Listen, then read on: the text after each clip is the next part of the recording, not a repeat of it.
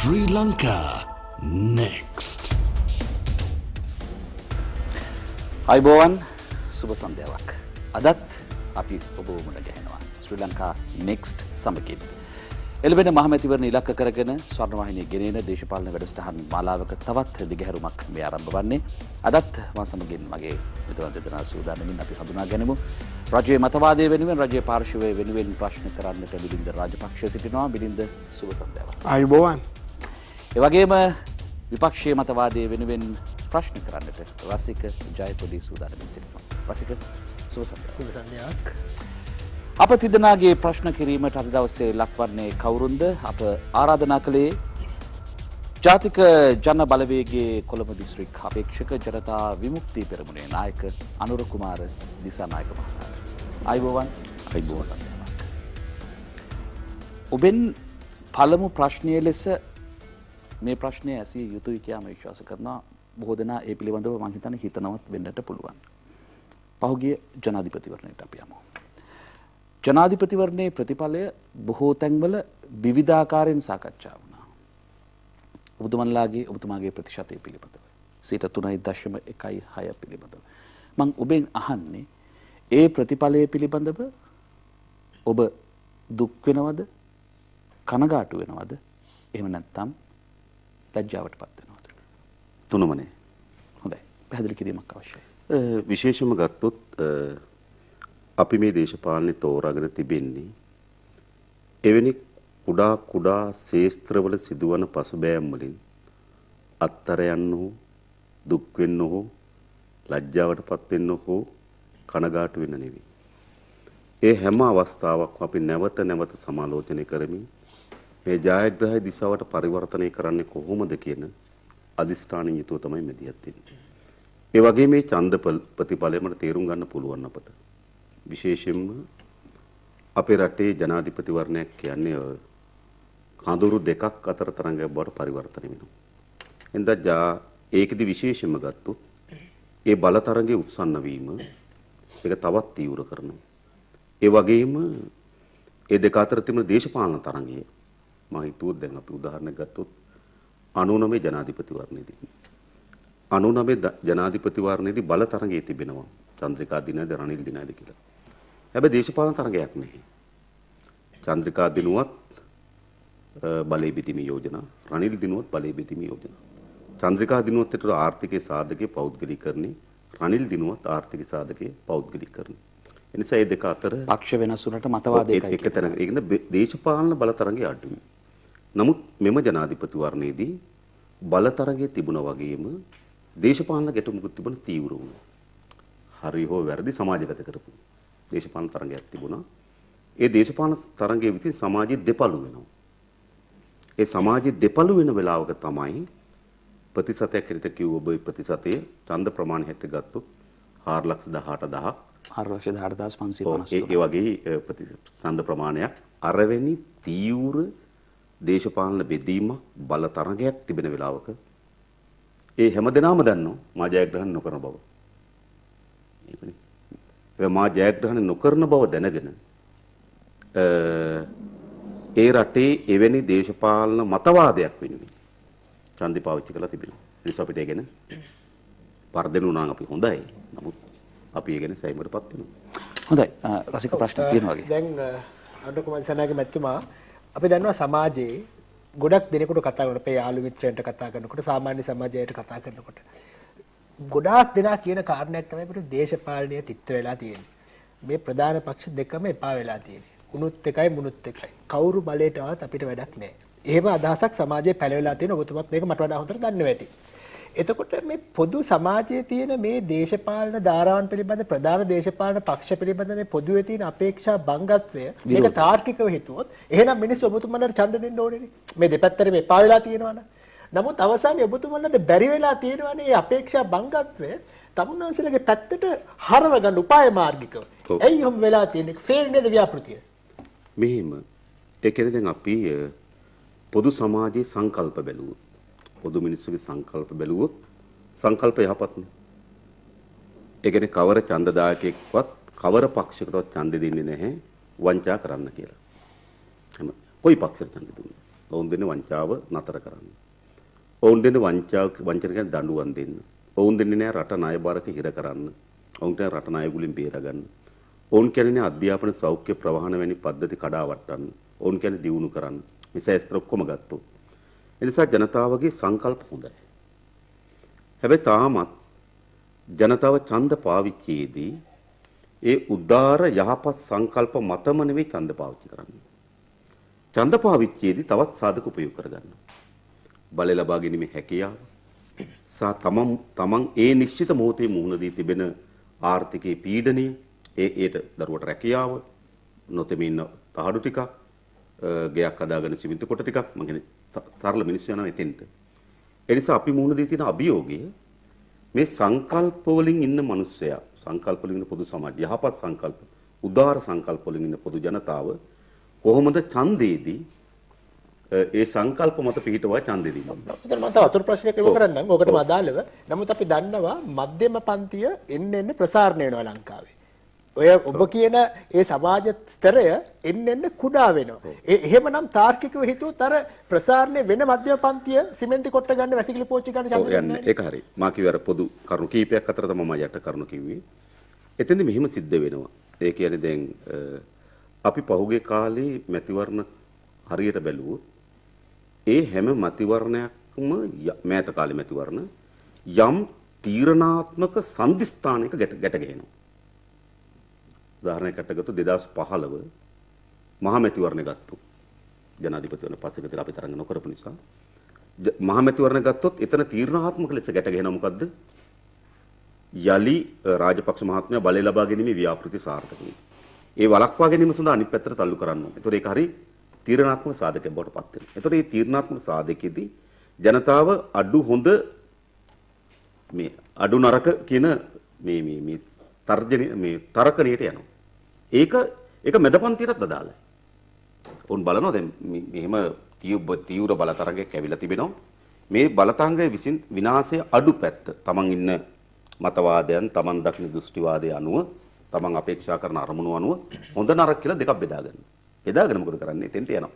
ඒ නිසා අපේ රටේ මෑත කාලයේ දේශපාලනයේ මැතිවරණ කීපයක්ම එවැනි නිශ්චිත තීරණාත්මක අවධියක ආවේ. මම කියන මේ මැතිවරණ එහෙම නෙවෙයි.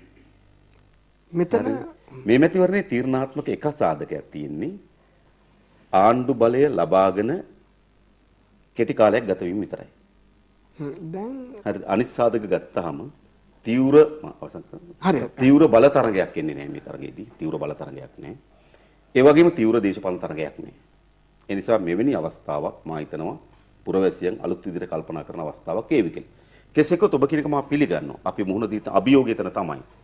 අභියෝගය දැන් දේශපාලන තිත්ත වෙලා තියෙන මිනිස්සුන්ට. මේ දේශපාලන. හැබැයි මා කියනවා ජනතාවට තිත්ත විය යුත්තේ කුමන දේශපාලනයක්ද? රැවටිලිකාරී, ප්‍රෝඩාකාරී, වංක දේශපාලන මේ රටේ ජනතාව තිත්ත විය යුතුයි. ඒ නිසා අපි ජනතාවට ආරාධනා කරන්නේ. නිවැරදි වංක දේශපාලනේ තෝරාගන්න කියන ආරාධනය අපේ තියෙනවා. නමුත් ඒක තවත් අපි සමාජ වෙත ගිහිල්ලා සමාජයත් එක්ක සාකච්ඡාවකට බඳුන් කරලා මේක වෙනස් කරගත හැකි. ඔබ කියනවා නම් අපි උපාය මාර්ග පිළිබඳ ගැටලුවක් මතු කරනවා නම් අපි උපක්‍රම උපාය මාර්ග පිළිබඳ. මම මෙතන එක සංවාදයට විවෘතයි. මා කියන්නේ නැහැ. අපි ගන්නලා සෑම තීන්දුවක්ම සෑම දිශානතියක්ම හරිම උපාය මාර්ග වල ඉන්නවා කියලා. ඒක මම මෙතන සංවාදයට විවෘතයි. අපිට අඩු තැන් බාර ගන්න පුළුවන්. නිවැරදි කරගත යුත්තේ නිවැරදි කරගන්න පුළුවන්. ඒ නිසා එහෙම ගමනක් තමයි මම හිතන්නේ අපිට ඉතිරි විදිහට මට මොහොතක් දෙන්න තව මේකට සම්බන්ධ පොඩි කාරණයකට කියන්නේ දැන් විශේෂයෙන්ම අවසාන වශයෙන් ජනාධිපතිවරණයේ කාරණයකදී පාවෙන ඡන්දවල එහා මෙහා වීම දැඩිව බලපානවා. ඒ කියන්නේ අවසාන මොහොතේ තීරණය කරන්නන්ගේ ඡන්ද කියන කාරණේ. ඒ කියන්නේ අර කැපුවත් කොළ කැපුවත් නිල් කැපුවත් වත කියන ඡන්ද නෙමෙයි පාවෙන ඡන්ද ප්‍රමාණය. මෙන්න මේ තැනටවත් ආමන්ත්‍රණය කිරීමේ නොහැකියාව කුමක්ද කියන ප්‍රශ්න මම අහන්නේ. උදාහරණයක් ගත්තොත් ඔබ කියපු හරිය. ඒ කියන්නේ ජයග්‍රාහක පාර්ශ්වය ගෝඨාභය රාජපක්ෂ මහත්මයාට ලක්ෂ 69ක් ඡන්ද ලැබෙනවා. ඒතර ඒ ලක්ෂ 69 සාම්ප්‍රදායික රාජපක්ෂ කඳවුරේ ඡන්ද නොවේ. එය මම හිතනවා අය ලක්ෂ 45ක් 40කට ආසන්න ප්‍රමාණයක තමයි සාම්ප්‍රදායික ඡන්ද ප්‍රමාණය තියෙන්නේ. ඒ ජනාධිපතිවරණයේ ඇති වූ සුවිශේෂී තත්ත්වයන් මත අතිරේක විශාල ඡන්ද ප්‍රමාණයක් මිලියන 1.5ක් දෙකකට මම උපකල්පනය කරනවා. එවැනි ඡන්ද ප්‍රමාණයක් එතෙන්ට දෝලණය වෙලා තිබෙනවා. ඒ වගේම එක්සත් ජාතික පක්ෂයේ පැත්තේ බැලුවොත් සජිත් ප්‍රේමදාස ලක්ෂ 5ක් 55ක් ගන්නකොට ඒකෙන් උතුරු නැගෙනහිර අපි ලක්ෂ 10ක් අත්තරියොත් තව ලක්ෂ 45ක් තියෙනවා. හැබැයි ඊට පෙර ආණ්ඩු බලයේ තියාගෙනත් ඊට පෙර පැවති පළාත් පාලන මැතිවරණයේදී ලක්ෂ 32ක් 34ක් වගේ ඡන්ද ප්‍රමාණයක් තමයි ලබා ගන්නේ. ඒ නිසා එතෙන්ටත් කිසියම් ඒ මිලියනයක් ඒ ආසන ඡන්ද ප්‍රමාණයක් එතෙන්ට දෝලණය වෙලා තිබෙනවා. එතකොට මේක තමයි ඔබ කියන සංචිතේ. ඔබ අනේ සංචිතේ අපිට ගන්න බැරි වෙලා තියෙනවා. ඇත්තටම අපේ පාවන ඡන්දදායකය කියන කෙනා ওই දෙකෙන් එකකට පාවෙනවා. අර තරඟේ විසින්. එන පාවෙන ඡන්දදායකය කියන්නේ මේ නිකන් ඉන්න කෙනා නෙවෙයි. ඒ පාවෙන කෙනා ඒ නිශ්චිත මොහොතේ මතුවෙන தත්ත්වයට අනුරූප වන පරිදි දෙපැත්තට පාවෙනවා. හැබැයි මම හිතන මේ මහමැතිවරණයේදී අපිට මේ සාකච්ඡා කරන්න පුළුවන්. අමතන්න පුළුවන් යම් සංචිතයක් ඉන්නවා. ඒ සංචිත මා කිව්වේ අර අතිරේක වශයෙන් ඒ කියන්නේ ජනාධිපතිවරණයේදී ගෝඨාභය රාජපක්ෂ මහත්මයා කෙරෙහි විශ්වාසය තබලා අතිරේක ලෙස එකතු වූ ඡන්ද ප්‍රමාණය. මා හිතන මාස 8ක් ඇතුළත සාම්ප්‍රදායික රාජපක්ෂ කඳවුරේ ඡන්ද හෙළවී නැතු වුණාට ඒ ඡන්ද ප්‍රමාණය හෙළවීමක් තිබෙනවා. તો අපි කොහොමද ඒක ආමන්ත්‍රණය කරන්නේ? එක්සත් ජාතික පක්ෂයෙන් පැත්තේ බැලුවත් ජනාධිපතිවරණ විශේෂයක් වීම පක්ෂය ඇතුළේ ඇති වී තිබෙන බෙදීමත් තරහා අර මා කියන ඡන්ද ප්‍රමාණය හෙළවීමක් තියෙනවා. ඒතර අපේ අභිප්‍රාය තමයි ඔබ කියපේ ඡන්දදායක ආමන්ත්‍රණය කිරීම. ඉතින් ඔබ ඇහුවොත් අපි මුලින්ම සාර්ථක වෙලා තියෙනවද කියලා නෑ.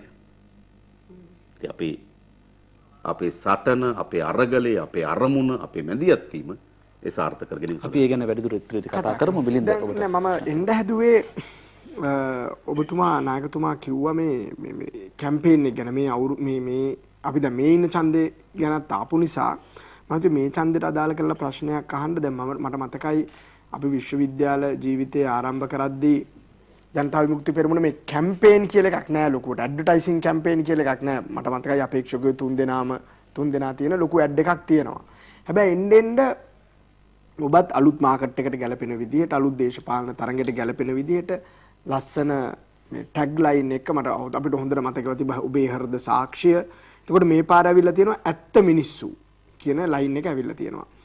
මම දැන් අහන්නේ මේ ඇත්ත මිනිස්සු කියපු ගමන් අනිත් දේශපාලනෙන් ඔබ ගොඩක් වෙනස් වෙනවා. ඒ කියන්නේ ඔබ විතරක් ඇත්ත කියපු ගමන් පොදුවේ අනිත් දේශපාලනයේම බොරුවක්ද? අනිත් අය බොරු කියමින් දින්නේ.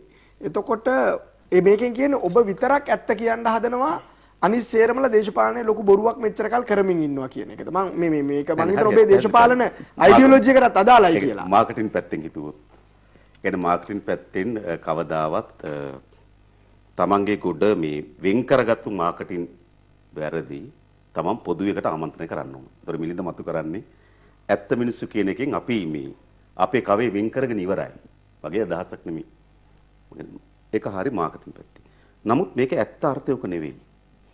මේකට උඩින් තියෙනවා තිත්ත දේශපාලනී. ඒ කියන්නේ අපේ රටේ දේශපාලනේ තිත්ත වී තිබෙනවා. තිත්ත වෙන හේතු සාධක ගණනාවක් තිබෙනවා. එකක් මේ පාර්ලිමේන්තුවේ භාවිතාව. සාමාන්‍යයෙන් අපේ රටේ ජනතාව මේ පාර්ලිමේන්තුව කෙරෙහි කෝපයක් සහ වෛරයක් තිබෙනවා. මේ පාර්ලිමේන්තුවේ කෝපය සහ වෛරය ඇති වෙන හේතු සාධක තුනක් තියෙනවා. එකක් තමයි ප්‍රතිපත්තිගරුක නොවීම. ඡන්දය අරගෙන එහෙට මෙහෙට පණින එක. ඔබට මතක ඇති පාර්ලිමේන්තුවේ තීරණාත්මක ඕනෑම වෙලාවකදී ඔබගේ ප්‍රවෘත්ති වාර්තාකරණේ තියෙන්නේ ක්‍රිකට් පිටියක ලකුණු පුරුව වගේ. 102යි වසන්ත සෙන්නායක ආවා. 101යි වසන්ත සෙන්නායක ගියා. මම නිකන් මම හිතන්නේ අපි දේශපාලන සිදුවිය යුතු දෙය කියලා. මේකේ නරකම දේ තමයි කෙනෙක් එහෙට මෙහෙට පණින එක එයා හිතන්න පුළුවන් ඊට පස්සේ පාර්ලිමේන්තුවට එන්නේ ආපු එකේ മന്ത്രി ඇමති ධූරයක් ගන්න ඕන. මගේ දැන් වයස ඉවරයි. එහෙමත් හිතන අය ඉන්නවා. තව අවස්ථාවක් නෑ මේ වෙලාවේ මේක අරන් යන්න ඕන. පුද්ගලික හැඟීම නෙවෙයි. ඒ පණින ඕන වෙලාවක මේ දේශපාලක ගන්නවා. තමන් ඉවත් වෙනකොට දේශද්‍රෝහියෙක් වෙනවා. තමන් ගාවට එනකොට අතිශය දේශප්‍රේමීක ලෙස බදා වෙලඳ ගන්නවා. මෙන්න මේ දේශපාලනේ තමයි එක වෙලාවක ජනතාවට තිත්ත කරලා තියෙන දේශපාලන. දෙක පාර්ලිමේන්තුවේ සංවර හැසිරීමක් නොතිබීම. මොකද මේ පාර්ලිමේන්තුව මිරිස් කුඩු ගේන්නේ. පිහි ගේන්නේ. පුටු වලින් ගහගන්න. කතානායකතුමාගේ මේසේ ප්‍රධාන ධර්ම ග්‍රන්ථ තියෙනවා. ධම්මපදයේ, ගීතාවලිය, අල් කුරාණිය, බයිබලේ. මන්ත්‍රී ඒ වගේ ගහනවා. අර එක මන්ත්‍රීවරයෙක් කියන පොතක් උස්සගෙන බයිබලේ. බයිබල් උස්සන ක්‍රිස්තියානි මන්ත්‍රීවරයාට ගහනවා. ලංකාවේ හරිද? පාර්ලිමේන්තුවේ මන්ත්‍රී කී වතාවක් කතානායකතුමා කියලාද මන්ත්‍රීවරුනි සංවරව හැසිරෙන්න ළමයි ගැලරි. ඔය කී දවසක් කියලාද? දහස් වතාවකට මේ පාර්ලිමේන්තුවේ කියලා තියෙනවා. එක කාලයක් ළමයිට පාර්ලිමේන්තුව බලන්න තහනම් කරලා තිබුණා. ළමයිට තුලින් ගැලරිය තහනම් කරා. හැබැයි මා දන්න ඉතිහාසය අපේ සත්තුවත තහනම් කරන්නේ ළමයිට. මේක තමයි දෙවෙනි ප්‍රශ්නේ. අසංවර හැසිරීම. 3 නමගිය අපරාධ ජාවාරම් කරුවන්ගේ තෝතැන්න පාර්ලිමේන්තුව. ලංකාවේ ප්‍රධාන වෙළි ජාවාරම්කාර පාර්ලිමේන්තුව. ලංකාවේ ප්‍රධාන එතනොල් ව්‍යාපාරික පාර්ලිමේන්තුව. ලංකාවේ කුඩු වලට අහුල් වූ අය පාර්ලිමේන්තුව. ලංකාවේ ප්‍රධාන පස් ව්‍යාපාරිකයා පාර්ලිමේන්තුව. ලංකාවේ ප්‍රධාන හොරපතල්කාරයා පාර්ලිමේන්තුව. ලංකාවේ ප්‍රධාන බාර් හිමියෝ පාර්ලිමේන්තුව. අරක්කු ෆැක්ටරි අයිතිකාරයෝ පාර්ලිමේන්තුව. වී මාෆියාවට අයිති වෙච්ච පාර්ලිමේන්තුව. හරිද? අතර മന്ത്രിතුරු මොකක්ද දන්නවද? තමන්ගේ අපරාධ වසා ගැනීම සඳහා සලු මේ බලය. ඒ නිසා තමයි ජනතාවට මේක තිත්ත වී තිබෙන්නේ. ඒ නිසා අපි මතු කරන්නේ මේ තිත්ත දේශපාලනය. හැබැයි ඒ තිත්ත දේශපාලනය තුළ පාර්ලිමේන්තුවේ නියෝජක ඇත්ත මිනිස්සු ටිකක් හිටියා. ඒ ඇත්ත මිනිස්සු තමයි මා කියන්නේ මේ පොදු මිනිහාගෙන් අපි ඇත්ත මිනිස්සු කෙනෙක් නෙවෙයි. මේ සමස්ත දේශපාලනයේ අපි ඇත්ත මිනිස්සු. අපි ප්‍රතිපත්තිකරුක පාර්ලිමේන්තු කටයුතු කරනවා. අපි සංවරව ඒ පාර්ලිමේන්තු අදාළ විශේෂදී අදාළ කරුණදී නිශ්චිත කරුණු ඉදිරිපත් කරමින් අපි ඒක පෙන්නලා තුන. අපි අපරාධ වලට අවුල් වෙලා නැහැ. ඒ නිසා අපි කියන්නේ තිත්ත දේශපාලනයේ ඇත්ත මිනිස්සු දිනවමු. මම මේකට පොදු මිනිහා ගැන නෙවෙයි මේ කියන්නේ. මේ දේශපාලනේ ඒක තිත්තයි. ඒක තමයි හිත විතිබෙන්නේ. හොඳ පැහැදිලි කිරීමක්. දැන් නායකතුමනි මේ ජනතා විමුක්ති පෙරමුණ බොහෝ අවස්ථාවලදී මේ ප්‍රශ්නෙටම දිගුවක් විදිහට මම අහන්නේ. බොහෝ අවස්ථාවලදී ආණ්ඩු හදන්න උදව් කරනවා. හැබැයි ජනතා විමුක්ති පෙරමුණ ආණ්ඩුව හදලා එක්ක දින 100කින් එක්ක මාස 6කින් එක්ක ඊළඟ අයවැයේදී ඉවත් වෙනවා. දැන් මේ ඔබලා ඉවත් වීමත් තව മന്ത്രിවරයෙක් අයවැය වෙලාවට යම්කිසි සුවිශේෂී අවස්ථාවකදී පක්ෂය මාරු කිරීමත් මේ දෙක ඇයි ඔබලා වෙනස් කරන්නේ? ඒක තිත්තයි මේක ඇත්තයි කරන්නේ. හොඳ ලස්සන ප්‍රශ්නයක්. එකක් තමයි අපි නිශ්චිත ලෙස ආණ්ඩුවකට සම්බන්ධ වූ එක අවස්ථාවයි තිබෙන්නේ 2004. ඊට පසු අපි ආණ්ඩුවක දින 100ක හෝ මාස 6ක හෝ කිසිදු කාලයක අපි ආණ්ඩුව කොටස් කරව වෙලා නැහැ. 2004 දී මිලින්ද මම මේක පැහැදිලි කරලා තියෙනවා ගොඩක්. 2001 දී ගොඩනැගුණු රනිල් වික්‍රමසිංහගේ ආණ්ඩුව ඇත්ත ඒක සන්නානම් ඒක හඳුන්වපු නාමය රනිල් මිලින්ද ජීඑල් ආණ්ඩුව. හරිද? මේ මිලින්ද නෙමෙයි. ඔය මිලින්ද මොරගොඩ මහත්මයා. මම ඉස්කෝලේ යන එතකොට රනිල් මිලින්ද මොරගොඩ ආණ්ඩුව. එතකොට මේ ආණ්ඩුව අනුගමනය කරමින් තිබුණු යුද්ධය පිළිබඳ ප්‍රතිපත්තිය. ඒක අපි එක නෙවෙන්නේ. ඒ ක්‍රමානුකූලව බලය බෙදීමෙන් ටිකක් අන්තර්පාලන යෝජනාවලිය දක්වා ආවා. එතකොට අන්තර්පාලන කියලා කියන්නේම තියෙන පාලනයේ සිට නව පාලන තව පාලනයක් ගොඩනගෙනවා. ඒ පාලනය සඳහා අන්තර්පාලනයක් ගොඩනගෙනවා. මොකද මේ පාලනයක් එකපාර ඛණ්ඩණය වෙලා තව පාලනයක් ගොඩනගෙන්නේ නැහැ. ඒකට සංක්‍රමණීය අවධියක් තියෙනවා. ඒතකොට ඒ වෙලාවේ තිබුණු රාජ්‍ය නව රාජ්‍යයක් බවට පරිවර්තනය වෙනවා. ඒ පරිවර්තනය වීම සඳහා අන්තර් කාල පරිච්ඡේදයක් තිබෙනවා. ඒක තමයි අන්තර්පාලනය. ඒ සංක්‍රමණීය පාලනය. අන්නේ පාලනය පෙළ ගැහිලා තිබුණේ. අන්තර්පාලන ආකාර දෙකකට පෙළ ගැහෙන්න පුළුවන්. එකක් රට තවත් ශක්තිමත් දිශාවට පෙළ ගැහෙන්න පුළුවන්. අනිත් පැත්තෙන් දුර්වල කිරීමේ දිශාවට පෙළ ගැහෙන්න පුළුවන්. ඒ සංක්‍රමණීය පාලනය ගොඩනැගී තිබුණේ රට බෙදා වෙමින් දුර්වල වෙන දිශාවට. දැන් අපි ප්‍රතිපත්තියක් ලෙස රට බෙදෙන කරුණේදී වැදගත් වෙන්නේ ජනතාව බෙදීම. භූමිය එකට තිබ්බට කවදාවත් භූමිය එකට තිබ්බට ජනතාව එකතු වෙලා නැත්නම් ඒක එකට ඉන්න රටක් බවට පත් වෙන්නේ නැහැ. අන්නේ අන්තර්පාලන යෝජනාවලින් විශේෂයෙන්ම අපේ ජනතාව බෙදෙනවා. ජනතාව බෙදිච්ච ලෞකික රාජ්‍යයන් අපි දැකලා තිබෙනවා. 1947 දී ඉන්දියාවේ මහා භාරතයෙන් කඩලා වෙනම හැදුවා හින්දු ඉන්දියාවක් සහ පාකිස්තාන මුස්ලිම් පාකිස්තානය. අදත් රටවල් දෙක අතර මැච් එකක්වත් ගහගන්න බැහැ. එදා ඉන්දියාව සිට පාකිස්තාන දිසට ගමන් කරපු දුම්රිය පුරවලා ගියේ මුස්ලිම්වරුන්ගේ මල කඳන් වලින්. යුද්ධ ජනතාව ගාව තිබෙන්නේ එදා. අර පැත්තෙන් නම් දුම්රිය මේ පැත්තට ආවේ හින්දුවරුන්ගේ මල කඳන් වලින්. ඒ නිසා මා හිතනවා අන්නේ විනාශයට 2004 දොර විවෘත වෙමින් තිබුණා. දේශපාලන ව්‍යාපාරයකට ගත්තොත් අපිට එළියේ අපේ ජයග්‍රහණ වෙනුවෙන් අපිට වෙනම ඉන්න තිබුණා. හැබැයි අපි කල්පනා කරා දේශපාලනය කරන්න හරියට රටක් ඉතුරු වෙන නම් මේ විනාශයට අපේ රට අත්පත් නොකර යුතු කියලා හිතුවා. අන්නේ අරමුණේදී ඒ පාලනයේ බිඳ වැටීම සඳහා චන්ද්‍රිකත් එක්ක අපි සන්දානයක් ගොඩලා ආණ්ඩුවක් හදලා අමාත්‍ය දුර ගත්තා. 2015 යහපාලනය පිළිබඳව හරි අපි ගත්තා. අනතුරුව නිශ්චිත වශයෙන් ගත්තොත් නැවත අර යෝජනාවලියම වෙනස් ආකාරයකින් එන්න පටන් ගත්තා සුනාමි සහන මණ්ඩලය. හරිද? අරකමයි. හරිද? ඊට පස්සේ අපි හිතුවා අපි ඇතුළුනේ කුමක් වෙනුවෙන්ද? ඒ පරාජයටපත් කිරීම වෙනුවෙන්. ඊට පස්සේ අපි තීන්දුවක් ගන්නවා ඒ පරාජයටපත් කිරීම වෙනුවෙන් එළියට එන්න. ඒ වෙලාව මට මතකයි මෛත්‍රීපාල සිරිසේන මහත්මයා ශ්‍රී ලංකා නිදහස් පක්ෂයේ මාලේකම්වරේ. ඔහු ප්‍රකාශයක් කරලා තිබුණා ආණ්ඩුවට වඩා වටින සුනාමි සහන මණ්ඩලය කියලා. ඒ වෙලාවේ අපි ගිහිල්ලා එතකොට අගමැති මහින්ද රාජපක්ෂ හම්බුණා. මාද කියන්නේ. හරිද? මමයි විරෝන්සයි ගියේ. හරිද? ගිහිල්ලා හම්බෙච්ච වෙලාවේ අපි කිව්වා දැන් ඔබතුමාට මේ අවස්ථාවේදී කෙලින් හිට ගන්න අවස්ථාවක් තියෙනවා කිව්වා. වචනයක් කතා කරන්නේ. එයා කිව්ව මොකක්ද දන්නවද? අපිට කියලා ජයරාජ් හම්බෙන්න කිව්වා. හරිද? ඒක ඉතිහාසය. එතකොට අපි ඒක එළියට අවිලා පරාද කරා. ඒතර බැලුමට නිකන් අපේ ක්‍රියාවලිය එකක් ඇතුළට යනවා අනිත් එක එළියට එනවා. හැබැයි අපි අරමුණ එකයි. හැබැයි මේ මාරුවීම මෙහිමද? ඇමතිකම් වලට. මොකද මේ කවුද? මෛත්‍රීපාල සිරිසේන මහත්මයා දින 52 පාර්ලිමේන්තු පිට්ටනින් තිබු රැස්වීම කරපු කතාව මොකද්ද? ඒකද කියනවා മന്ത്രിවරයෙක් මිලියන 500ට ඉහළ ගියා. නැත්තම් අපිට 113 හදාගන්න තිබ්බා කියලා. ඔහු කිව්වේ ගාන ඒ කියන්නේ විකිණෙන එක වැරදි කියලා නෙවෙයි ඔහු කිව්වේ. ගාන වැඩි වුණා කියලා.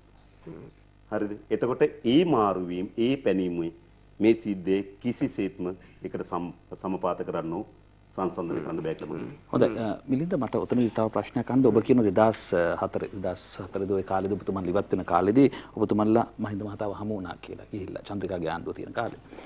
2014 දිත් 2015 මැතිවරණයට පෙර ඔබතුමන්ලා මහින්ද මහතාව හමු වුණා නේද?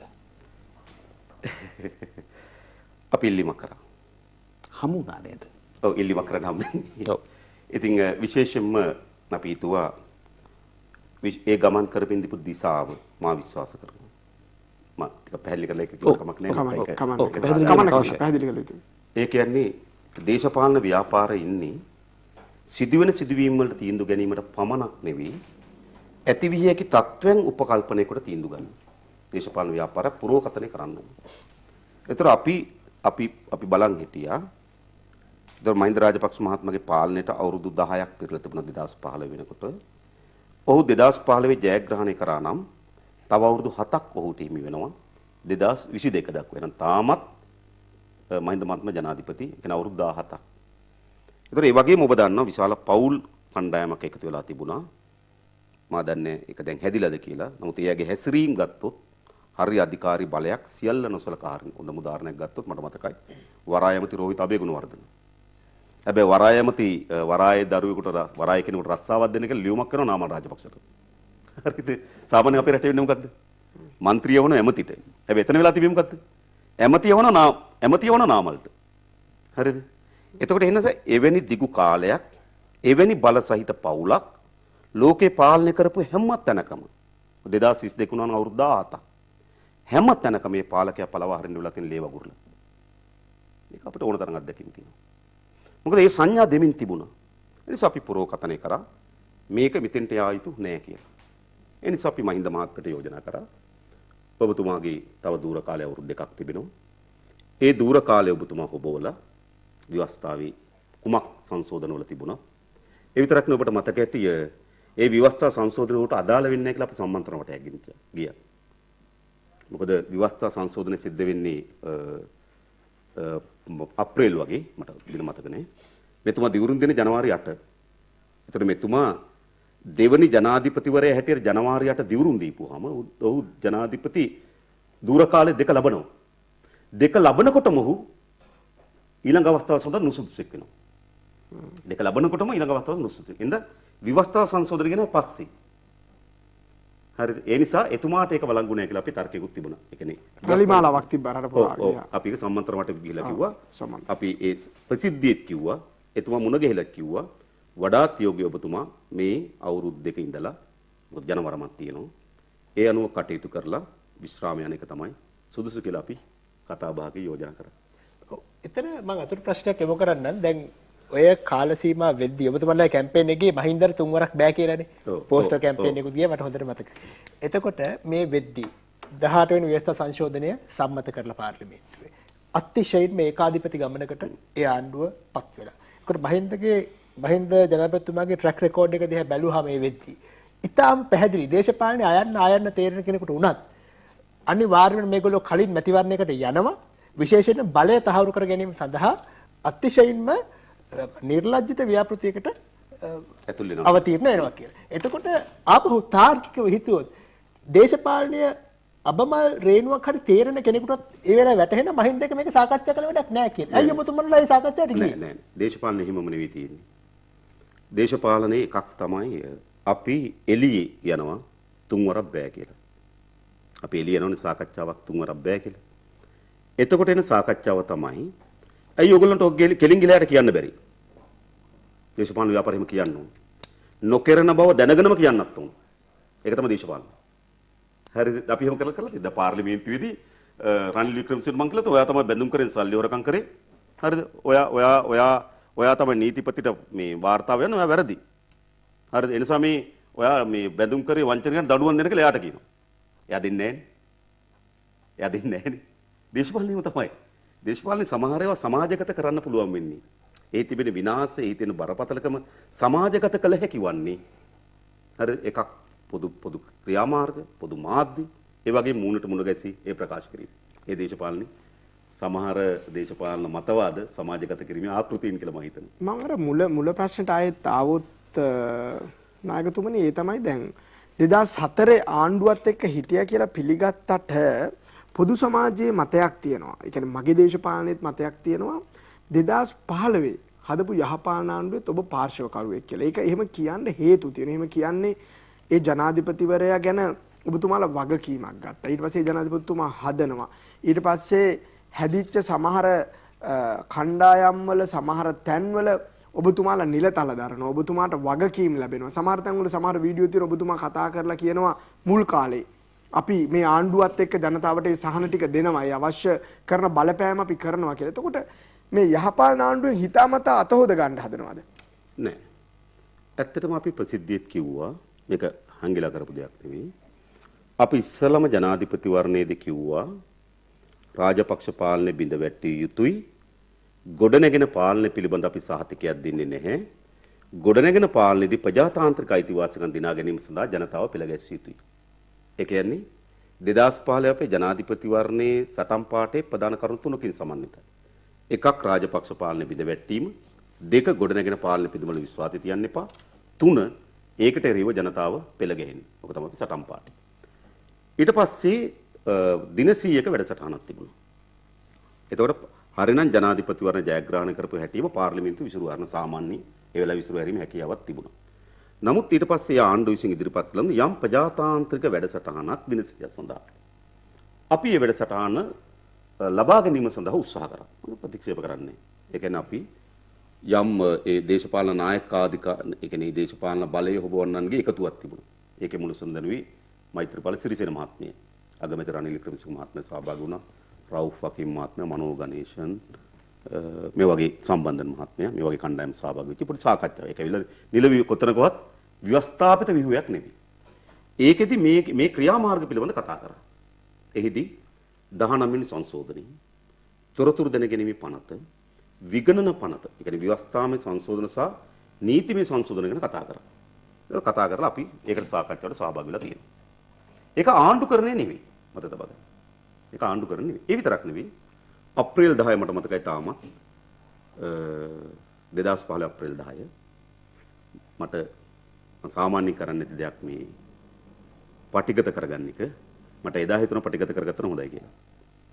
හරිද? සාකච්ඡාවක් මම කරන්නේ. නමුත් මට එදා හිතුණා කරගන්න තිබ්බ එකක් නේද කියලා.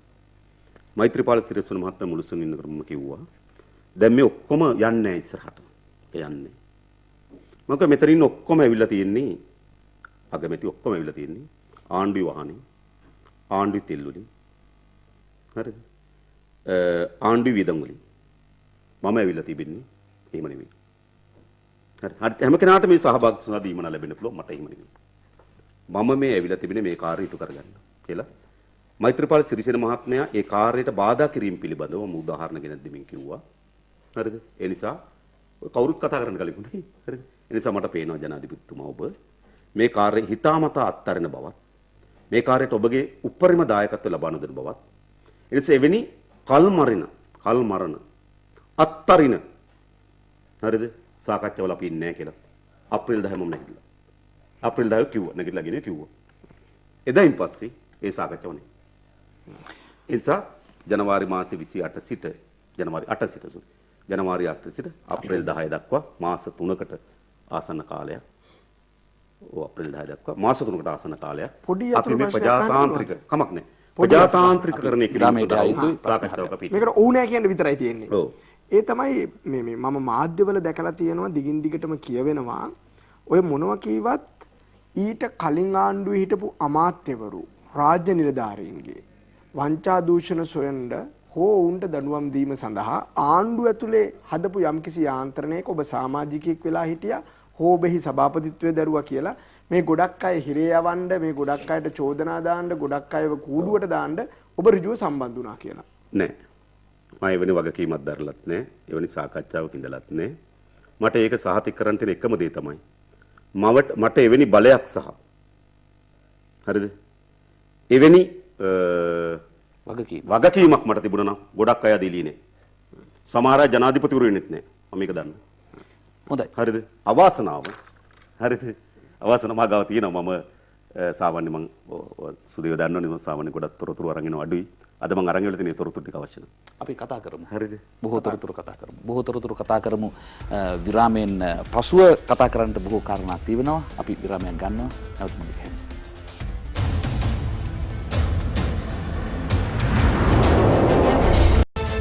Sri Lanka next. ජව්‍ය නායක අනුකුමාර දිසානායක මහතා සමගයි ශ්‍රී ලංකා නෙක්ස්ට් ක්‍රියාත්මක කරමින් සිටින කතා කරන්න බොහෝ කරුණු අපට තිබෙනවා විශේෂයෙන්ම මෙවර මැතිවරණයට ඉදිරිපත් වන කාරණා ප්‍රතිපත්ති මේ සියල්ලත් අපි සාකච්ඡා කරමු ඉදිරියේදී. නමුත් විසඳාගත යුතු කාරණා කිහිපයක් තියෙන නිසා සමාජයේ පොදුවේ තිබෙන කාරණා කිහිපයක් අපි කතා කරමු. ඔබ සඳහන් කරා මිලින්දගේ ප්‍රශ්නෙත් එක්ක 2015 ජනවාරි 8 සිට අප්‍රේල් 10 දක්වා කිසියම් වූ කාලයක් තුල යම්කිසි රාමුවකට ඒ ආණ්ඩුවට සහයෝගයක් දක්වා නිශ්චිත කරුණු කිහිපයක් වෙනුවෙන් කියන කාරණේ. මානි වැරදීනේ. ඔබේ අදහස ඒ නේද? ඔව් කමක් නැහැ. ඔව්. ඒක තව පොඩ්ඩක් තියෙන කමක් තියෙනවා. හොඳයි. නමුත් ඒ කරුණ තුල ඔබට ජවිපෙට හොඳක්ද උනේ නරකක්ද උනේ? නෑ මම දේශපාලන ව්‍යාපාරයක් හැට ගත්තොත් අපේ පක්ෂය පිළිබඳ යම් දුර්වර්ණ වීමක්.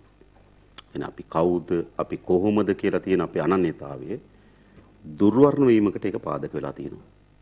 නමුත් මා හිතනවා අපේ රටේ ප්‍රජාතාන්ත්‍රික ව්‍යුහයන් ශක්තිමත් කර ගැනීම දිසාවෙන් රටක් හැටියට සමාජයේ ප්‍රජාතාන්ත්‍රිකරණය කිරීම දිසාවෙන් ඒක යම් යහපත් ප්‍රතිඵල තියෙනවා. නමුත් අපි මුලදී සාකච්ඡා කරපු කාරණේ අර විකල්ප මතවාදයට ඉඩ නොලැබෙන්නේ ඇයි කියන ප්‍රශ්නය අහවනේ රසිකගෙන්.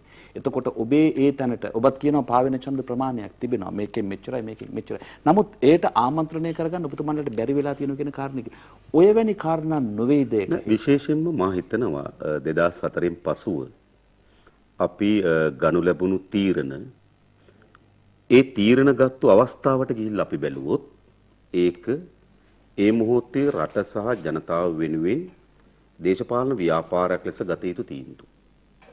හැබැයි මේ මොහොත අපි අත්හැරලා අපි සිදුවීම් ලෙස ආපහු හැරලා බැලුවොත් ඒ වගේ පක්ෂයේ අනන්‍යතාවයට පක්ෂයේ මතවාදයන්ට යම් දුර්වර්ණ වීමක් එක ශක්තිමත් වීමක් සිදු වී තිබෙනවා. නමුත් අපි ආපහු බැලුවොත් අපි අගෝස්තු මාසේ 16 වෙනිදා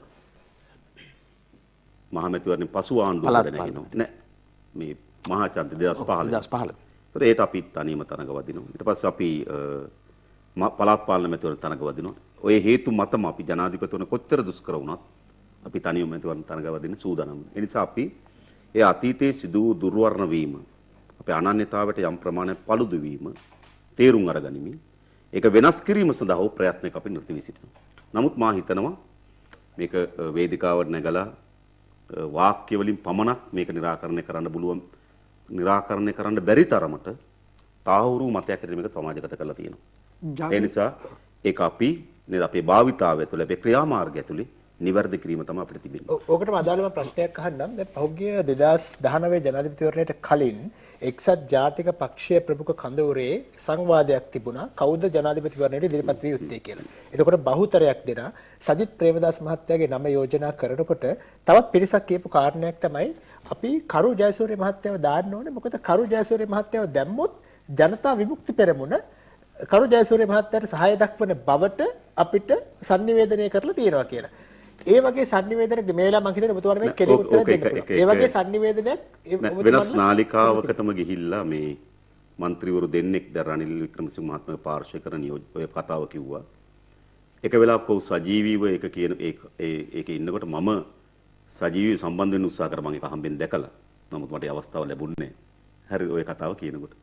ඊට එවැනි කිසිදු සංවාදයක් තිබුණේ නැහැ. ඒක බොරුවක්. බොරුවක්. ඒ කියන්නේ අප විසින් තීන්දුව. ඒක මම හිතන්නේ පුද්ගලව ගත්තොත් මම ඔබට කියලා ඇති සුදේව මොන දේශපාලන තත්ත්වයක් ආවත් අප මේ වෙලාවේ තනිව ජනාධිපතිවරණ තරගවදිනවා.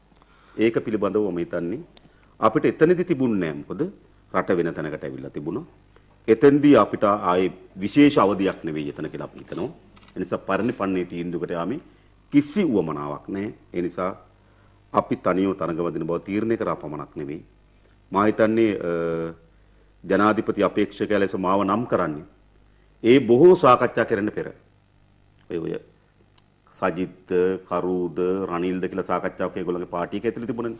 ඒ සාකච්ඡාවට පෙරම තමයි අපි අපේක්ෂක නම් කරන්නේ. ඒ නිසා මා හිතන්නේ නෑ ඒක නිකන් අර තමන්ගේ පැත්ත ඒ කියන්නේ පක්ෂය ඇතුලේ එක්සත් ජාතික පක්ෂය ඇතුලේ ඇති වී තිබෙන රණ්ඩුවට එක පැත්තක් ඈඳා ගැනීමක් පමණයි ඒක තුල තියෙන්නේ. දැන් ජවිපේ පෝසත් කියලා කතාවක් ආවනේ. ජවිපෙට ගොඩක් සල්ලි තියෙනවා, කෝටි ගණන් බිලියන ගණන් account වල තියෙනවා, ගෙවල් තියෙනවා. ඒ වගේ ලොකු පොලී එනවා. එහෙම පොලී එකතු කරගන්න එක සමාජවාදයට එකඟද නැද්ද? හැබැයි එතනින් එහාට ගිය ප්‍රශ්නයක් මිලින්ද මම උදව්ව කරන්නම් සමාජ මතවාදයේ තියෙන බිලියන 7.2ක වත්කම් තිබෙනවා. වත්කම් තිබෙනවා කියලා. හැබැයි මගේ ප්‍රශ්නේ එතනිනුත් එහාට යනවා. දැන් ඒකට උත්තරයක් දෙනකම මම ඔබතුමාට උත්තරයක් දෙන්න පුළුවන්. ඒ තමයි මට අපිට තේරුම් ගන්න අමාරු සංකල්පයක් ඔබතුමාලා දේශපාලනය කරගෙන යනවා. ඒ තමයි මේ ෆුල් ටයිම් කාඩ් එකක් ඉන්නවා කියන එක. දැන් මාත් එක්ක නගර සභාවේ ඉන්න മന്ത്രിවරුන්ගෙන් ඇහුවත් ඒගොල්ලෝ කියනවා අපි පඩි ගන්නෙ නැහැ. අපේ පඩි යන්නේ පක්ෂෙට. ඊට පස්සේ අපි පක්ෂෙත් එක්ක මේ වැඩේ කරගෙන යනවා කියලා. මට අහන්න තියෙන ප්‍රශ්නය මේක ටිකක් ජීවත් වෙන්න අමාරු කාලයක් නේද මේ අලුත් ලෝකේ මේක ඇතුලේ ඔබතුමාලා ඇත්තටම මේ ෆුල් ටයිම් කාඩ් එක කියන එක තාමත් කරගෙන යනවද? එහෙම කරගෙන යනවා නම් ඒගොල්ලෝ කොහොමද ජීවත් වෙන්නේ? යට වැටු. ගෙවනවාද ඒගොල්ලෝ ජීවත් වෙන්නේ? කොහොමද පවුල් නඩත්තු කරන්නේ? එතකොට මේ ලොකු සල්ලි ඔබතුමාලාට එකතු වෙන ලොකු සල්ලි. ඒක පිළිබඳව මට ප්‍රශ්නයක් නැහැ. හැම පක්ෂයකටම සල්ලි තියෙනවා. හැම පක්ෂයකටම ලෝකෙම ආධාර එන්න පුළුවන් තමන්ගේ පක්ෂයේ ඉන්න සමාජිකයන්ගෙන් සහ උදව් කරන අයගෙන්. ඒ පිළිබඳ කිසි ප්‍රශ්නයක් නැහැ. නමුත් මේ මුදල් කළමනාකරණය කාටද කොහොමද කීයක්ද යන්නේ මේ පක්ෂෙන් ජීවත් වෙන අය කොහොමද නඩත්තු කරගන්නේ මේක ගැන පොඩි අවබෝධයක් දෙනවද? මොකද මේක ගැන හැමෝම අහන ප්‍රශ්න අහනවා. අතරම සතුටුයි. ඒ කියන්නේ දේශපාලකයෙක් හැටියට ඔබලා ජීවත් වෙන්නේ කොහොමද කියලා ප්‍රශ්න කිරීමට මාව ලක්වීම. නමුත් අපේ රටේ ප්‍රශ්න කළ යුතු නෙවෙයි. රක්ෂණ නියෝජිත හැටියට හිටපු ඔබ මහනුවර නාවල පිටියේ නාවල එංගලන්තේ ගෙවල් ගත්තේ කොහොමද කියලා කටුනායක එයාපෝට් එකේ කඩගත්තේ කොහොමද කියලා අහන එක. ඒකට මම ලක් නොවෙන්නේ මම සතුටු වෙනවා. කිසිදු රැකියාවක් නොකරන දරුවා ටීවී නාලිකා දැම්මේ කොහොමද? රොකට් හරිය කොහොමද? ඉඩම් ස්ථාන 21ක ඉඩම් මිල මගාව තියෙනවා. ඔප්පුත් එක මම කියන්නේ. ඉඩම් 21ක් තියෙනවා. ඉඩම් ගත්තේ කොහොමද කියලා මගෙන් අහන්න නොවීම ගැන මම සතුටු වෙනවා. තවත් උනද? නෑ ඒ જાත මං කියන්නේ මම ඒ ප්‍රශ්නේ සමාජයේ ඇහෙනවත් ඇතිනේ. නෑ මම සතුටු වෙනවා. ඔව් හරි. මම සතුටු වෙනවා මේ දේශපාලකෙක් ඔබ ජීවත් වෙන්නේ කොහොමද කියලා අහන එක මට හරි ආඩම්බරයි. ඊළඟ තමයි පොහොසත්. අපේ පක්ෂ පොහොසත්. ගොඩක් දේවල් වලින්. මේ රට පිළිබඳ තියෙන අකලංක ආදරෙන් අපි පොහොසත්. මේ රටේ ජනතාවට අවංක වීමෙන් අපි පොහොසත්. අපි මේ දේශපාලනයේ තියෙන උදාර සංකල්ප වලින් අපි පොහොසත්. මුදල් වලින් අපි පොහොසත්. හරිද? හැබැයි ඔය කියනේව නෙවෙයි. දැන් ඔබ කියන්නේ බිලියන 7.6ක් 7.2ක් තියෙනවා කියලා නේ. එහෙම නෙවෙයි ඒක තැනක ඩොලර්ද? රුපියල් බිලියන බිලියන. මම දැක්ක එක්කෙනෙක් කියලා තිබුණා. ඒක මම ඒක එතුමගේ මාධ්‍ය නාලිකාවටම ගිහිල්ලා කිව්වා. එතුමා මාධ්‍ය නාලිකාවක මේක තුන්වෙනිව තමයි හිතන් කියන්නේ. එතුමගේ මාධ්‍ය නාලිකාවට මම ගිහිල්ලා කිව්වා එතුමා කිව්වා මේ මාට බිලියන 8ක ස්ථිර තැන්පතුවක් තියෙනවා. එතුමාට බිලියන 6ක ලෝන් සමහරවිට එතුමාට බිලියන 8ක ලෝන් එකක් තියෙනවා. මට බිලියන 6ක ස්ථිර තැන්පතුවක් තියෙනවා කිව්වා. ඉතින් එතුමගේ නාලිකාවටම ගිහිල්ලා මම කිව්වා වඩාත් හොඳ. ඔය නිකන් කොරන්ටයින් වලට හෝටල් දෙදින් නැතුව. හරිද? ඔය පොඩි නිකන් මේ කෙනකොට මේ අත පිසිනේව හදන්න එතනෝල් අරම වගේ එන්න try කරන්න නැතුව අපරාධනේ. මේ බිලියන 6 හොයාගන්නකො. මා සතුව තියෙන බිලියන 6 හොයාගත්තොත් මාව මගේ පක්ෂ සතුව තියෙන බිලියන 6 හොයාගත්තොත් අර 8න් 6ක් ගෙවලා දානවා කිව්වා. එතකොට මම කියන්නේ අර චෝදනාව තරම් මේ ප්‍රතිඋත්තරේ සමාජගත වෙන්නේ නැහැ. එතනයි තියෙන ප්‍රශ්නේ. අපි ඒ නිසා නැවතත් මේ මොහොතේ ඇත්ත කතා කරමු. ඔව් ඒ නිසා නැවතත් ඒක ප්‍රශ්නයකට තියෙනවා. ඒ කියන්නේ මගේ පිළිතුර දැන් මේ තුන්වෙනි අවස්ථාවනේ. එතුමගේ නාලිකාවටම දීලා දුන්නාට පස්සේ මේක හරි ප්‍රබල වෙන්න ඕනේ. මෙතෙන්ටම ගිහිල්ලා කිව්ව නේද කිව්වම මේක නමුත් එහෙම වෙන්නේ නැහැ. නේක හොඳයි. නමුත් මගේ ප්‍රශ්නේ ඔකම නෙමෙයි. වෙනවා. කොටස් ඉතින් මේ ඔබ කොටස් කීපයක් කිව්වනේ. ඊළඟ කොටස තමයි අපි ජීවත් වෙන්නේ කොහොමද? එකක් තමයි ලෝකෙම වමේ ව්‍යාපාරයන් එහි කාඩර්වරු පූර්ණ කාලීන වැඩ කරන අය ජීවත් වෙනවා. ලෝකෙම එහෙමයි. මේ පමණක් නෙවෙයි. ඒ වගේම ඒ අයගෙන් සමහර අයට තමන්ට ජීවිතේ පවත්වා ගැනීමට සඳහා වන වත්කම් තියෙනවා. අපි තියෙනවා. මට නෑ පෞද්ගලිකව. නමුත් අපේ පක්ෂ දේශපාලන මණ්ඩලයෙන් සමහර සොඳුන් තියෙනවා. හරිද? මොකද මේ පරිවර්තනයේ ගොඩක් ලෝකේ සිද්ධ වෙලා තියෙන්නේ පහළ ඉන්න ගොවියගෙන් නෙවෙයි. එයා ණයබර වුණු, එයා දුෂ්කර ජීවිතයකට ගත වුණු කොන්ද කඩපු කෙනෙක් ඉන්නවා. එයා මේ ආණ්ඩු පෙරලන පරිවර්තන කරන්න ඉන්නේ පළමු පියවරේදී.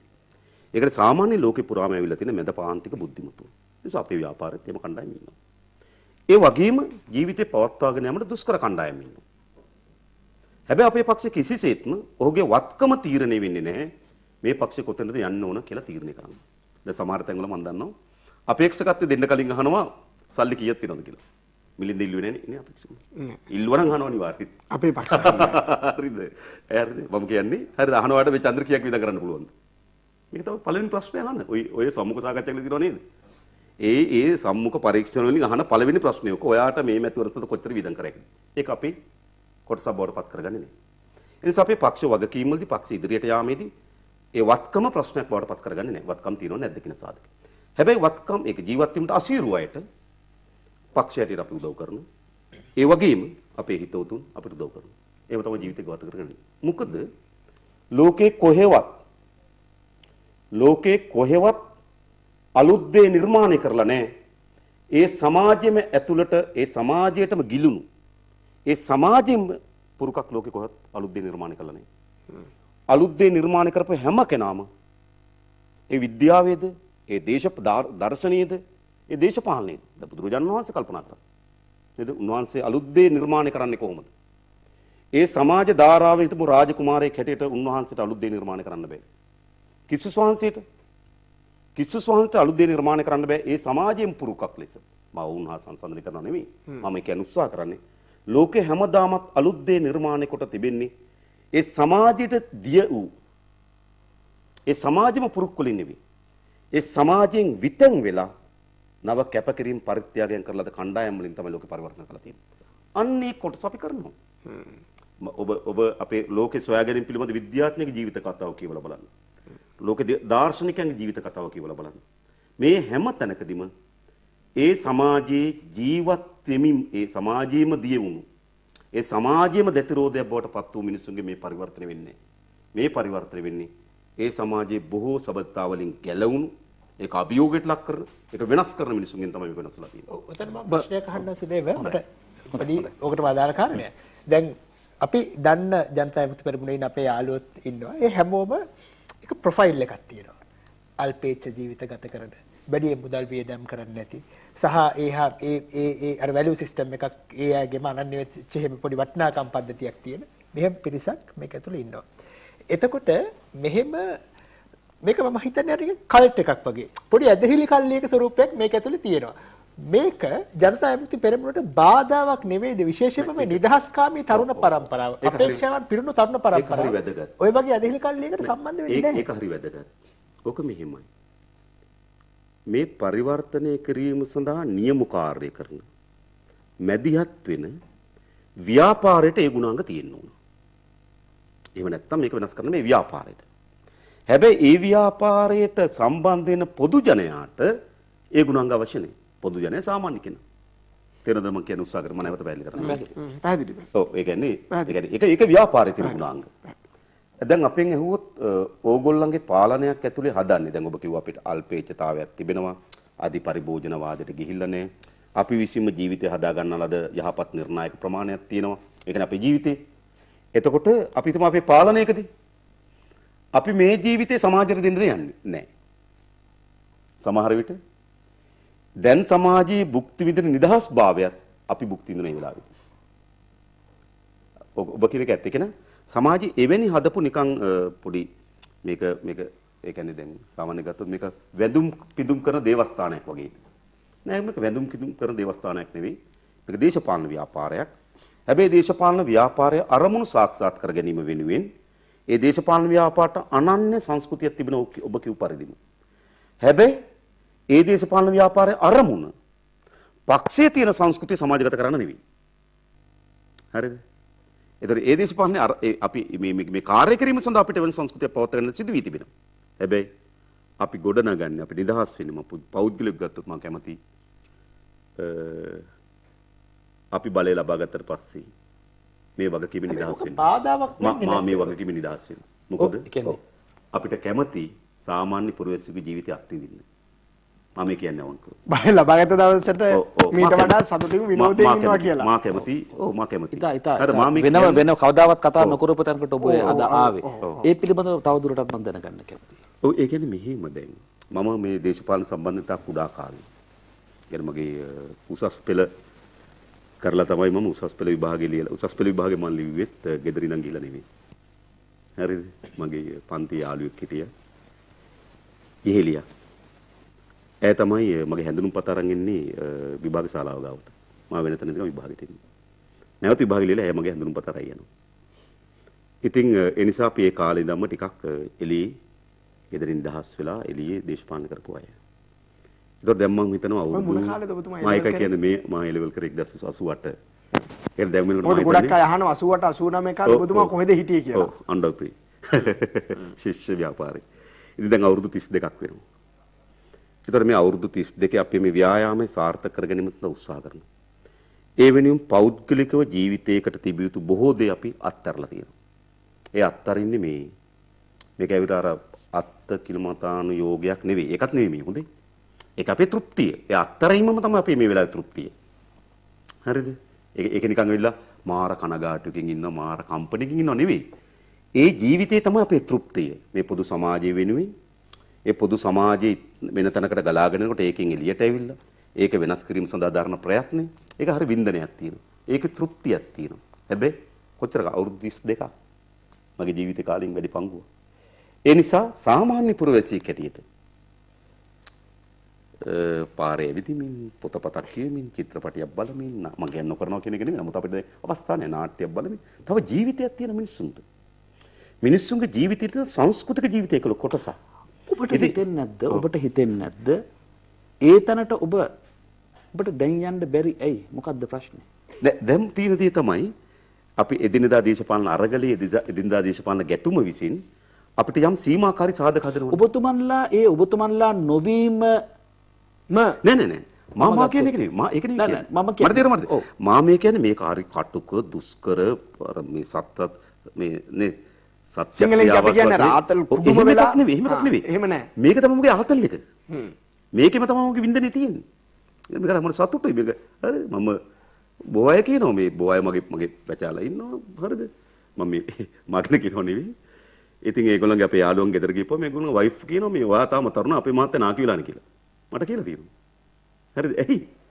මම තරුණ කෙනෙක් නෙමෙයි මොකද කියන්නේ. හැබැයි ඒගොල්ලන් එක සංසන්දනය කරපුවා මගේ තියෙනවා. මේ එකක්ම දන්නවා ඒක. ඒක මට ලැබිලා තියෙනවා. මගේ ජීවිතේ මම තෘප්තිමත්. මම සතුටුයි. මම මානසිකත්වයෙන් නිදහස්. හරි. ඒක අපිට තියෙන තෘප්තිය තියෙනවා. හැබැයි වගකීමක් තියෙනවා. ඒකේ බරක් තියෙනවා. ඒ වගකීමට අදාළ මැදිහත් වීමක් තියෙනවා. ඒක තියෙනවනේ. ඒකත් අරින්න බෑනේ. ඒකනොත් අත්තර ජීවිතයක් ගත කරන්න පුළුවන් කොච්චර ෂෝක්ද. ඒක මම කියන්නේ. නිසා මම කැමතියි මාව. ඉතින් මේක පක්ෂ අනුගතියක් නෙවෙයි මම මේ මගේ හැඟීම මම ප්‍රකාශ කරේ. ඉතින් එහෙම ජීවිතයක් ඕන මිනිස්සුන්ට. ජේවිපිට එන්න බලාගෙන ඉන්න හෝ අලුත් කොල්ලන්ට කෙල්ලන්ට එන්න කියන අලුත් විදිහද මේ? නෑ මේක තමයි ඇත්ත. ඒ කියන්නේ මෙහෙමයි. දැන් සිද්ධ වුණ දේ තමයි අපේ දේශපාලන පිළිබඳව බොහෝ අය දන්නේ අපෙන් අහලා නෙවෙයි. මම හිතනවා මම මේ ළඟදී ටිකක් බාන්ස් ප්ලේස් වල ඒ පන්තියට අදාළ කණ්ඩායමක එක්ක සාකච්ඡාවක් කරා. ඉතින් ඒ සාකච්ඡාව ඉතා සුමටව ඉතා ඒ සාකච්ඡාවට ගැලපෙන විදිහට කතා කරා යනකොට මේ ඔබතුමා අපිට දැනලා තිබුණේ ඔහොම නෙවෙයිනේ කිව්වා. මෙහෙම තමයි අපිට දැනලා තිබුණේ කිව්වා. තේරුණා කියන්නේ? ඔව්. ඉතින් ඒ නිසා ඊට වඩා සුන්දරයිනේ.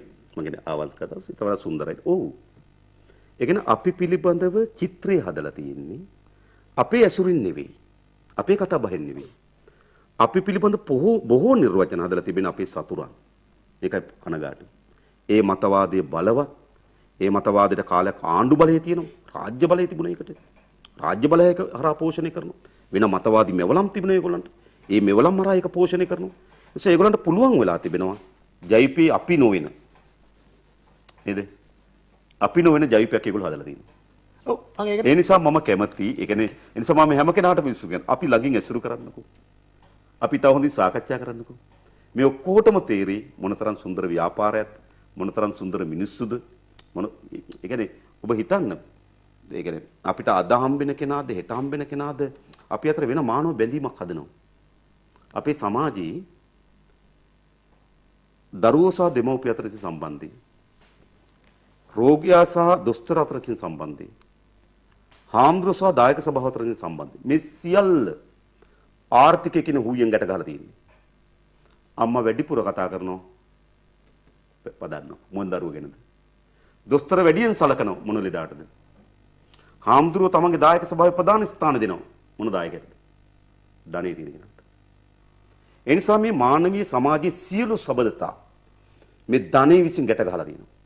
හැබැයි අපි මානව සබඳතාවයක් නිර්මාණය කරනවා ධනෙ පැත්තකින් කියපු මානවවාදී මිනිසත්කම මත පදනම් වූ සමාජ මතව අපි මේ සම්බන්ධයක් හදනවා. ඒ සම්බන්ධ කොච්චර සුන්දරද? ඒ සම්බන්ධය තමයි අපි දේශපාලන ව්‍යාපාරය ඇතුළේ තියෙන්නේ. ඒ තමයි අපි හිතවතුන් අතර තියෙන්නේ. ඒ තමයි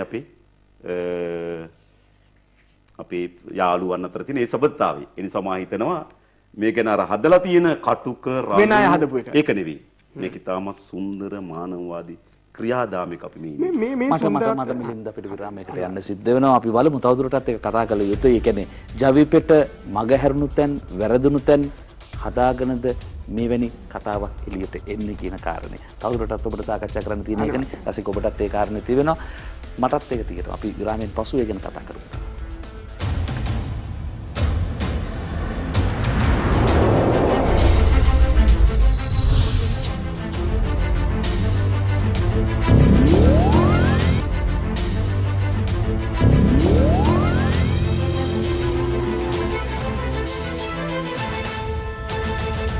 Sri Lanka Next.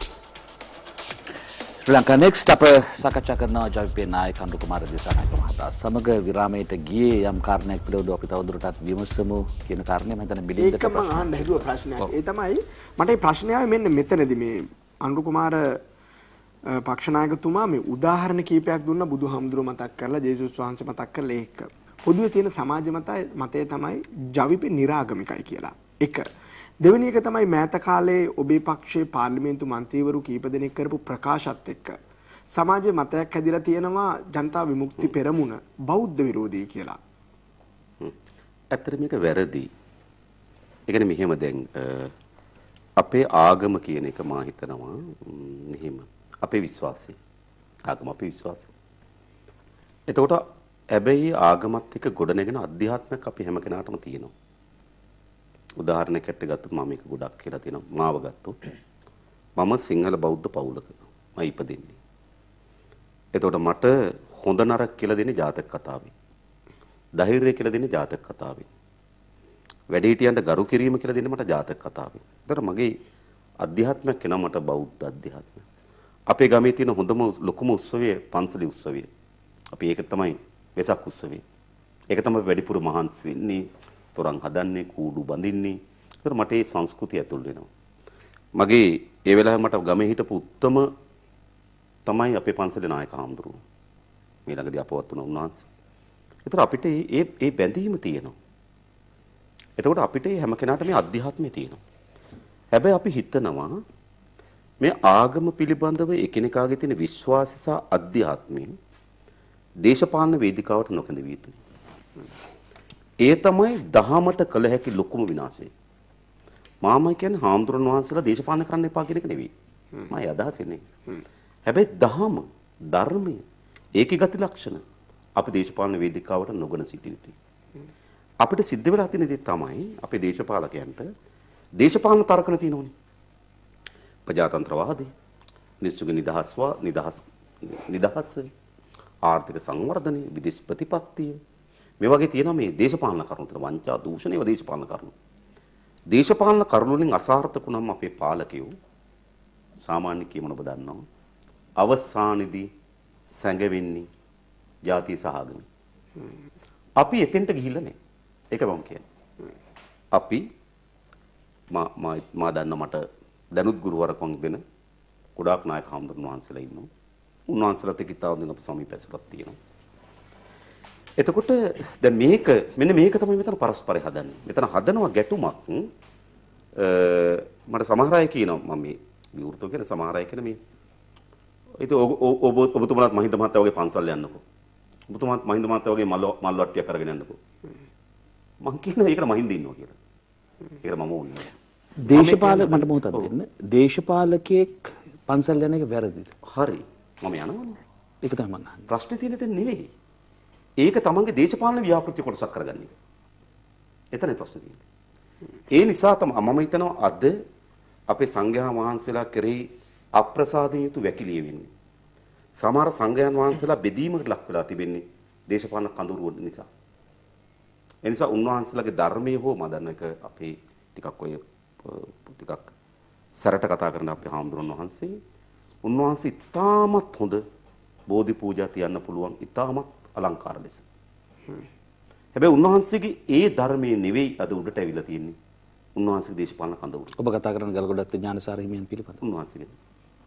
එතකොට උන්වහන්සේව ස්ථානගත කරගන්නේ උන්වහන්සේගේ ධර්මයේ මත නෙවෙයි උන්වහන්සේ නියෝජනය කරන දේශපාලනය මත. ඒක තමයි මෙතන සිදුවෙන තියෙන හානිය. දැන් මෙතන න්‍යායාත්මක ප්‍රශ්නයක් වෙනවා රසික මට දෙන්නේ න්‍යායාත්මක ප්‍රශ්නේ තමයි දැන් ඓතිහාසිකව අපි ගත්තාම මේ ප්‍රශ්නේ මෙතනදී අපි මංගල සමරුදමතුමාටත් යොමු කරා.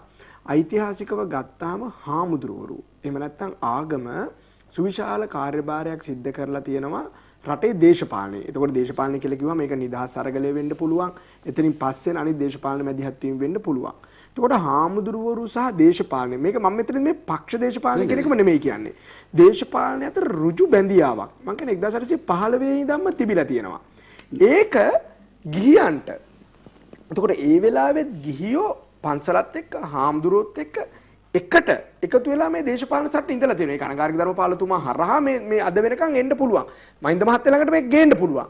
එතකොට ඔබතුමාලා කොහොමද මේ ජාතික දේශපාලන චින්තනය ඒකට තල්ලු කරන්නේ? එතන තියෙන ඛණ්ඩනේ තමයි මම කියන්න හදන්නේ. මා කියන්නේ දැන් අපි මැයිදින පෙළපාලියක හාමුදුරන් වහන්සේලා වැඩමවන එකම පෙළපාලිය අපේ පෙළපාලිය. හරිද?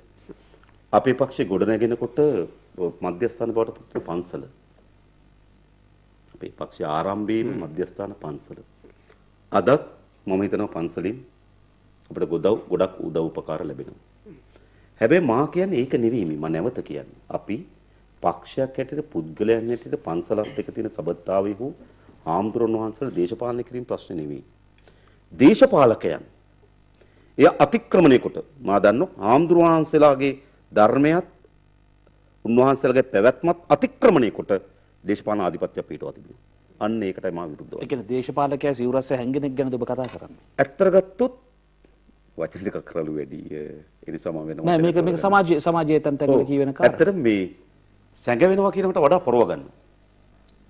ඒකයි වෙලා තියෙන්නේ. සැඟවෙන එක ටිකක් තව ටිකක් හොඳයි. පොරව ගන්න දේශපාලක. මම කියන්නේ හැදුවේ ඊළඟ ඔබ කිව්ව ඓතිහාසික තත්ත්ව බැලුවොත් දැන් අපි දන්නවා යුරෝපයේ මේ වාමාංශික ව්‍යාපාර ගොඩනගෙනකොට ආගමත් එක්ක ලොකු ප්‍රතිවිරෝධයක් නිර්මාණය වුණා. ඒ ප්‍රතිවිරෝධය නිර්මාණය වුණේ ඒ ආගමික සංස්ථා අර සූරා කෑමේම එක තැනක් නියෝජනය කරා. ඒ නිසා තමයි සාර්ගේ කේක් එකේ සාර් රජපෞල ඊළඟිනේ පූජකවරු. මට මතක විදිහට. එක හෝ දෙක. ඉතින් සාර්ගේ කේක් දැකලා තියෙන සාර්ගේ කේක් එකේ පතුලෙම ඉන්නේ පොදු ජනය. අර කේක් එකේ ලොකු මේක. උඩ ඉන්නේ රජ්ජුරුව පවුල පූජකයෝ එහෙම ඉන්නේ. ඒතකොට එදා ඒ යුරෝපා රටවල් වල ඒ පූජක සංස්ථා ඒ සූරා කෑමේම අධිකාරී බලයන් හෙබුවා. ඒ වගේම කොටස් බවට පත් වෙලා තිබුණා. ඔබ බැලුවොත් ඉතිහාසය බැලුවොත් ඒ පල්ලි වලට ගෙවන ලද මේ බදු මුදල් බාරයන් ගත්තාම විශාල ප්‍රමාණයක්. ඒ නිසා ඒකට එදා යුරෝපයේ වාමාංශික ව්‍යාපාර විශාල ප්‍රබල විවේචනයේ කාර්යය. ඒක දේශපාලකයා හා සමාන ලෙස ඒ සමාජයේ පීඩාවට පත් කරපු කඳවුරක් තිබුණා. හැබැයි අපේ එකම නෙවෙයි. අපේ වෙනස්. බුදුරජාණන් ඒ කියන්නේ මිහිඳු මහරහතන් වහන්සේ අපේ රට බෞද්ධ ධර්මයේ රැගෙන ආවට පසුව වැඩම කළාට පසුව අපිට ආවේ දහමක් පමණක් නෙවෙයි. ඒකත් එක්ක අපිට තාක්ෂණයක් ආවා. ඒකත් එක්ක අපිට අධ්‍යාපනයක් ආවා. සංස්කෘතියක්. ඒ සමග අපිට කළමනාකරණයක් ආවා. ඉතිහාසය වල බැලුවොත්. ඒ නිසා ඒ මත ගොඩනැගුණු සංස්කෘතියක් තිබෙනවා. ඒ මත ගොඩනැගෙන්නේ මේක. අපේ සමාජයේ ගොඩනැගුණු සංස්කෘතිය බැලුවොත් මා හිතන මිහිඳු මහරහතන් වහන්සේගේ ආගමනත් එක්ක ගොඩනැගුණු සංස්කෘතියක් තියෙනවා. ඒ සංස්කෘතිය ඇතුළේ ගොවීන් ඉන්නවා, හුණු පිරියන් කරන අය ඉන්නවා, ඔක්කොම ඉන්නවා, වඩු බාසල ඔක්කොම ඉන්නවා. හැබැයි අර සංස්කෘතිය ප්‍රධාන ධාරාව. ඒ කියන්නේ එකට කියන්නේ මොකද? අධ්‍යාත්මය. සංස්කෘතිය අධ්‍යාත්මය බවට පත් වෙන මොකද්ද? සිංහල බෞද්ධ සංස්කෘතිය. එතකොට වෙන දේ තමයි බ්‍රිතාන්‍ය අධිරාජ්‍යවාදීන්ගේ යුගයේදී දැන් ලෝකයේ අනෙක් හැමතැනකම සිද්ධ වුණු දේ තමයි ඒ ආගමික නායකයන් එම පීඩාකාරකයේම කොටස වුණා. අපේ සිද්ධ වෙච්ච දේ තමයි ඒක ඊට එරෙහි අරගලයේ මධ්‍යස්ථානය බවට පත් වුණා. දැන් පන්සල එදා සුදු අධිරාජ්‍යවාදයට එරෙහිව අරගලයේ මධ්‍යස්ථානය. පීඩිතයාගේ රැකවලාව. ඔව් රැකවලා වුණා. ඒ කියන්නේ පීඩාවට පත් වෙන යටත් විජිත යටත් භාවයට පත් වෙන පුරවැසියාගේ අරගලයේ මධ්‍යස්ථාන පන්සල. මම කියන්නේ ඓතිහාසික උරුමය ඒක කිසිසේත්ම අපි බැහැර කරන්නේ නැහැ. හරිද? ඒ නිසා තමයි අපිට වෙනම භික්ෂු පෙරමුණක් තියෙන්නේ. ඒ උරුමය අපි රකින්නවා කියන එකට. ඒ නිසා තමයි අපි අපේ රන් දහස් අරගලේ විශාල කාර්යභාරයක් කරපු අපේ හාමුදුරන් වහන්සේලා අනුස්මරණය කරන්නේ. අපි ඒ ධාරාව නියෝජනය කරනවා. හැබැයි දැන් ඇවිල්ලා තියෙන එතන නෙවෙයි. මේ හරයාත්මක පද්ධතියවත් නෙවෙයි මේ නියෝජනය කරන්නේ. මේ නියෝජනය කරන්නේ අර සිංහල බෞද්ධ ජනතාව ඇතුලේ තියෙන අධ්‍යාත්මය, සිංහල බෞද්ධ අධ්‍යාත්මය මංකොල්ල කෑම. අන්නේ මංකොල්ල කෑම අපි නියෝජනය කරන්නේ. අපි නියෝජනය කරනවා අර අධ්‍යාත්මය. ඒක අවශ්‍යයි. නේද? ඒ නිසා තමයි රෝණ විජේවීර සහෝදරයා මේ දේශපාලන ව්‍යාපාරය හදනකොට හරිද? ඔහු නිර්මාණය කරේ